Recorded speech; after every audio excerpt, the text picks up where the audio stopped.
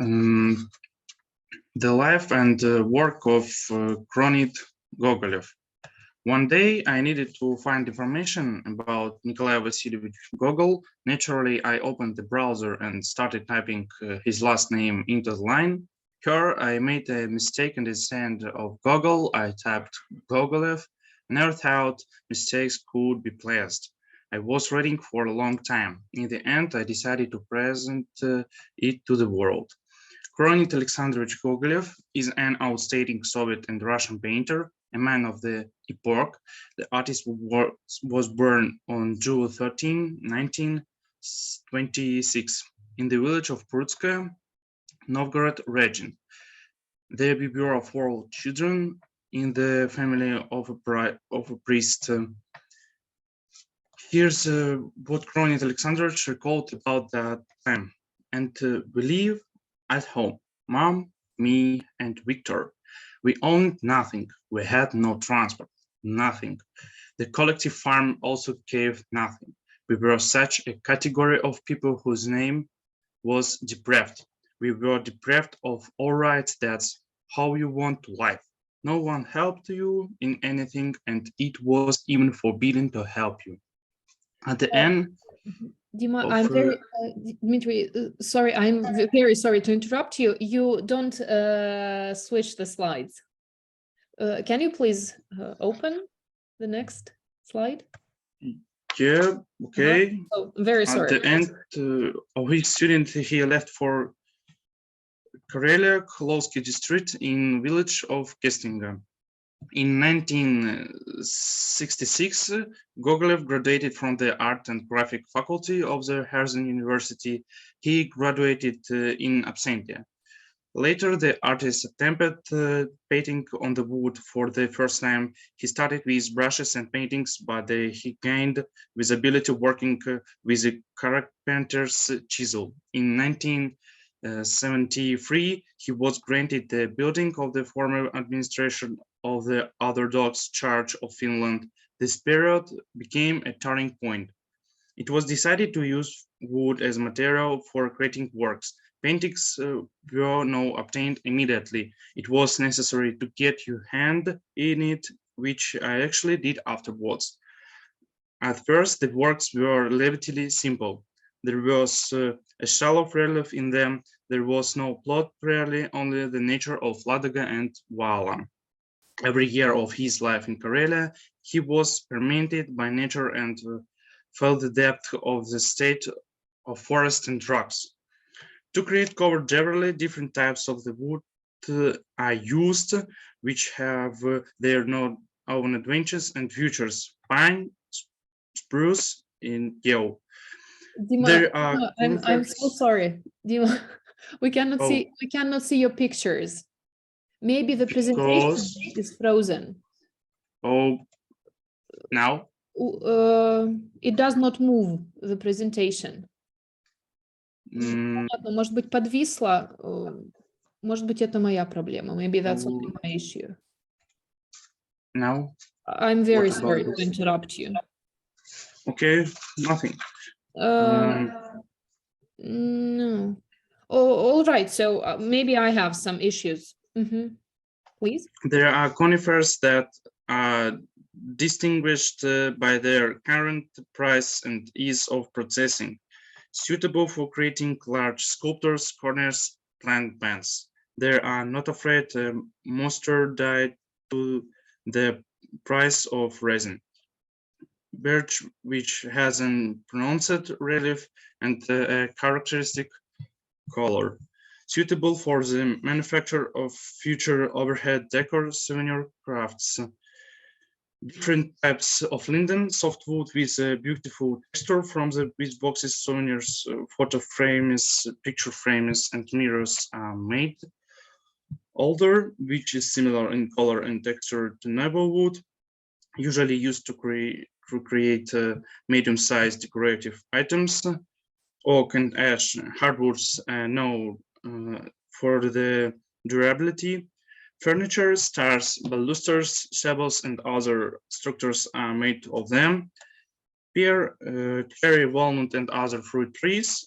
They have a decorative look suitable for various tasks. For example, the triptych Wallam was created in the early 80s. From his work, linden was taken as a material. It was Kronid Gogolev's favorite wood.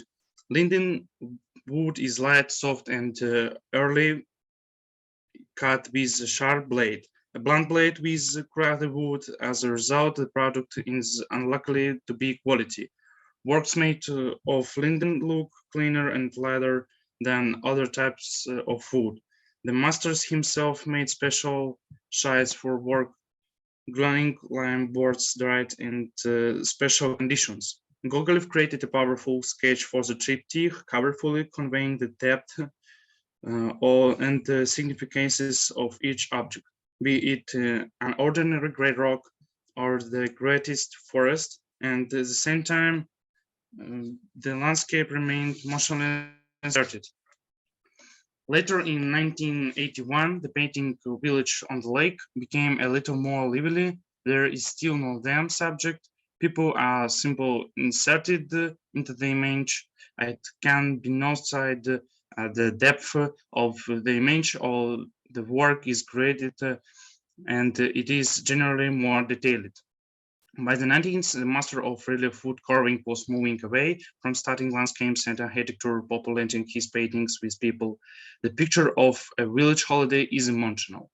Every character seems to be alive.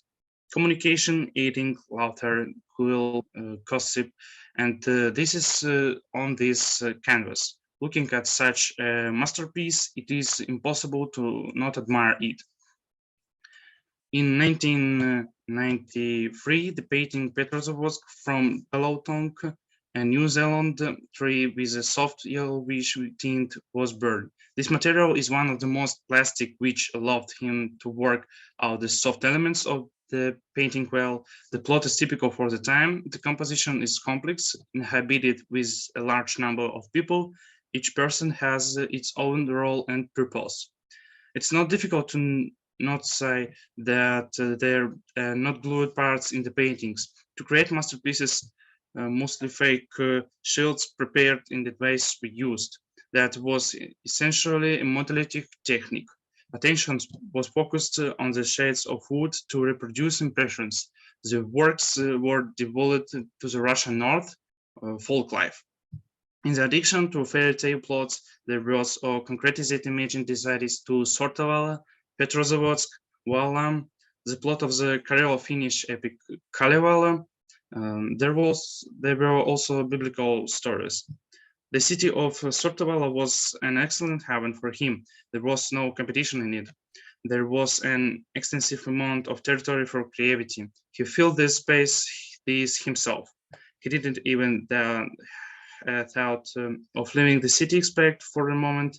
Every city of Russia should know the great artist. Gogolev is no exception. If not for my mistake, I would hardly have known who this person is. At one time, when once again the head of the city told him to visit the gallery building as wanted to open a story there. Then the master family almost left for Veliki Novgorod. At the moment, the father weighed his option and decided to stay, and later the situation died out. In 1984, the works of Kronid Alexandrovich Gogolev were exhibition at the Moscow Architecture Institute. As an exhibition, his work managed to impress many, but not all. At times, he did not follow the rules and was looking for his own way of solving composition. Yet, was a new way in art that's characteristic only for him. In 2002, Kronid Alexandrovich's son died in accident.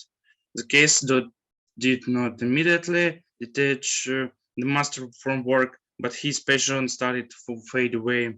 5 years after that, wood carving was still in his hands, but then that was it. The fuse went out. Since 2008, he worked only for this painting. The last work from Linden remained unfinished. Its plot was invented on the go. It would seem was a grand potential he had great masterpieces could still appear, but at the moment everything may become unnecessary. That's fine. That's it. Yeah. Yeah. So, it is